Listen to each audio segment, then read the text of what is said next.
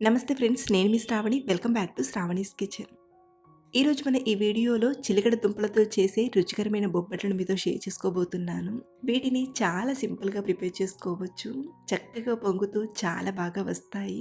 ఈ సీజన్లో వచ్చే చిలకడ దుంపలతో మీరు కూడా ఓసారి ఇలా హెల్దీ వేలో బొబ్బట్లను ట్రై చేయండి. వీటిని చేయడానికి మెయిన్గా మనకు బెల్లం, గోధుమ పిండి, చిలకడ దుంపలు ఉంటే ఇలా ఫటాఫట్గా చేసుకుని వేడి వేడిగా తినేయొచ్చు. పప్పు నానబెట్టే పని కానీ లేదా రుబ్బే పని కానీ ఇలా ఏమీ ఉండవు. మరి ఎంతో టేస్టీగా ఈ హెల్దీ స్వీట్ పొటాటో బొబ్బట్లని ఇంతకీ ఎలా చేయాలో ఇప్పుడు చూద్దాం రండి. ముందుగా ఒక అర కేజీ చిలకడ దుంపల్ని తీసుకోండి. వీటిని బాగా కడిగి ఉడికించడానికి ఇక్కడ నేను కుక్కర్లో ఉడికిస్తున్నాను. మీరు కావాలంటే వీటిని స్టీమింగ్ పైన ఉడికించవచ్చు లేదా గిన్నెలో అయినా ఉడికించవచ్చు. ఇందులోనే 1-1.5 కప్పు వరకు నీళ్లను తీసుకుని ఒక 3-4 విజిల్స్ వచ్చేంత వరకు ఉడికించండి. ఒక పక్కన ఇవి ఉడికేలోగా మరో పక్కన మనం పిండిని కలిపి తీసుకుందాం. ఒక మిక్సింగ్ బౌల్లోకి 2 కప్పుల గోధుమ పిండిని తీసుకోండి. ఇక్కడ నేను హెల్దీ వేలో చేయడానికి గోధుమ పిండితో చేస్తున్నాను. మీరు కావాలంటే మైదా పిండి వాడైనా చేయొచ్చు. ఇందులోనే ఒక 2 టేబుల్ స్పూన్ల నెయ్యిని తీసుకోండి. అలాగే ఇందులోనే ఒక పావు టీ స్పూన్ పసుపును, చిటికెడంతా ఉప్పుని తీసుకొని వీటన్నిటిని బాగా కలపండి. నెయ్యి అనేది పిండిలో చక్కగా కలిసిపోయేలా ఇలా బాగా కలిపాక ఇప్పుడు నీళ్ళను కొంచెం కొంచెంగా వేస్తూ సాఫ్ట్ పిండి ముద్దలా కలపండి. మరి ఎక్కువ సాఫ్ట్గా కాకుండా ఇలా చపాతీ పిండిలా కలిపితే సరిపోతుంది. ఇప్పుడు ఇదే టైంలో ఇందులోకి మరొక టేబుల్ స్పూన్ నెయ్యిని తీసుకొని బాగా కలపండి. ఇలా మనం నెయ్యి వేసి చేయడం వలన ఈ స్వీట్ పొటాటో బొబ్బట్లు ఇంకా టేస్ట్గా చాలా బాగా అనిపిస్తుంది. నెయ్యి తినని వారు తక్కువ నూనెతో అయినా చేసుకోవచ్చు. పైపైన కొంచెం నెయ్యిని కానీ లేదా ఆయిల్ని కానీ అప్లై చేసి స్టఫింగ్ రెడీ అయ్యేంత వరకు రెడీగా పక్కనుంచండి. కనీసం ఈ పిండిని ఒక 15-20 నిమిషాలు నానబెట్టామంటే చక్కగా నానుతుంది. మరో పక్కన ఒక 3-4 కూతల తర్వాత కుక్కర్ మూత తీసి చూస్తే చూడండి, చిలకడ దుంపలు కూడా చక్కగా ఉడికిపోయాయి కదా. ఇప్పుడు వీటిని ఒక ప్లేట్లోకి తీసుకొని ఈ పైన ఉన్న పొట్టును తీసేయండి. ఇలా అన్ని పొటాటోస్కి పైన పొట్టును తీసేసాక మెదిపి తీసుకుందాం. ఇక్కడ నేను మ్యాషర్తో మ్యాష్ చేసి తీసుకుంటున్నాను. మీరు కావాలంటే చేతితో మెదిపైనా తీసుకోవచ్చు. సో ఇలా వీటన్నిటిని చక్కగా మ్యాష్ చేశాక మరో పక్కన కడాయిని కానీ లేదా ప్యాన్ని కానీ తీసుకొని ఇందులోకి 1 కప్పు బెల్లం తీసుకోండి.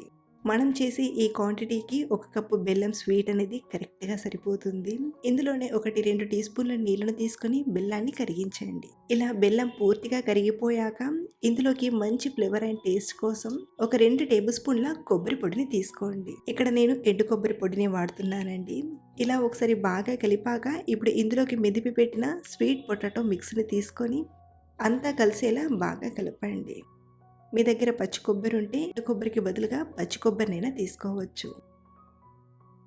ఇలా ఒకసారి బెల్లం పాకం అంతా కలిసేలా ఇలా కలిపాక ఇప్పుడు ఇందులోకి 1 టేబుల్ స్పూన్ నెయ్యిని వేసి కలుపుతూ ఇంకాస్త దగ్గర పడేంత వరకు ఉడికించండి.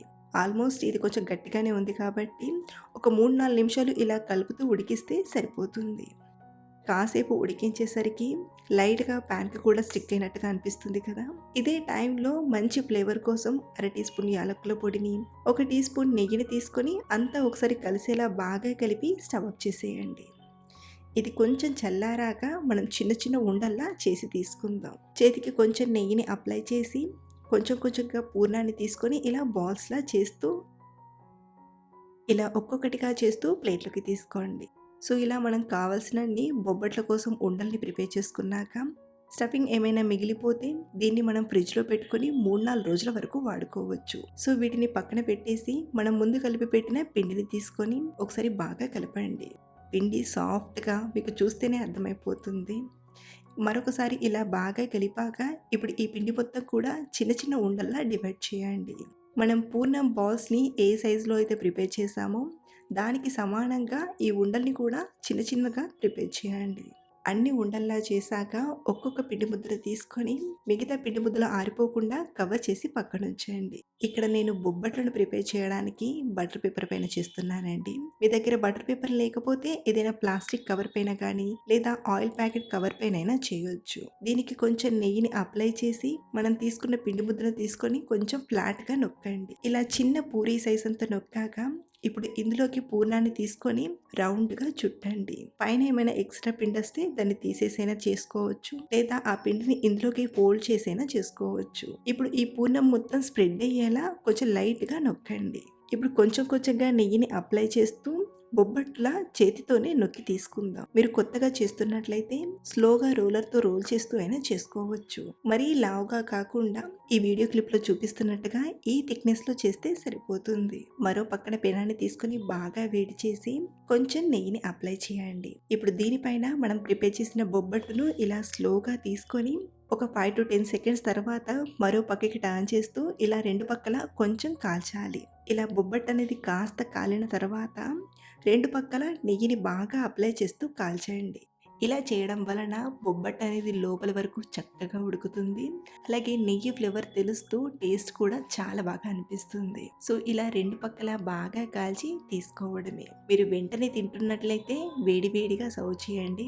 లేదా హాట్ బాక్స్‌లోకి తీసుకొని పెట్టామంటే వేడిగా చాలా టైం వరకు సాఫ్ట్‌గా ఉంటాయి. ఇలాగే పిండి మొత్తం కూడా బొబ్బట్లలా చేస్తూ బాగా కాల్చి తీసుకోవడమే. ఇలా మనం శనగపప్పు వాడకుండా హెల్తీ వేలో ఈ చక్కటి బొబ్బట్లను చేసుకొని కమ్మగా తినేయొచ్చు.